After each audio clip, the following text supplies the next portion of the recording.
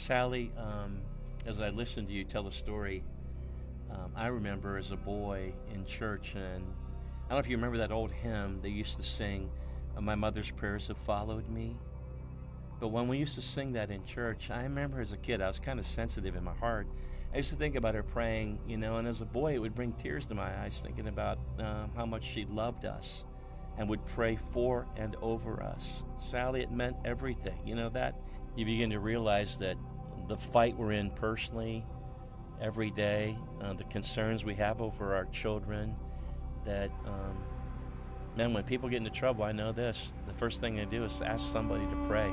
We saw that in a football game recently up there in Buffalo, where the entire world watching that game, and that football player who collapsed on the field just break down. And what they go to? They went to prayer. Yes. And Sally, when we pray, it opens heaven's doors, doesn't it? Oh, and people see it. Our principal was not a Christian, but he would chase me down the campus and he would grab hold of me and give me a prayer request, or he would tell me how God was answering our prayers.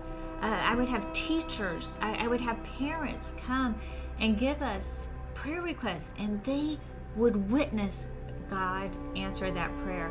One of my favorite things is to witness is women come in with all their fears, all their worries, all their anxieties, and they come in as a frightened kitten, but they leave that moms in prayer group as a roaring lioness, and nobody messes with a lioness and her children and her cubs. And that's the transformation that comes there, that these women enter the very throne room of God on behalf of their children and on behalf of all the children on that campus and the teachers and the school.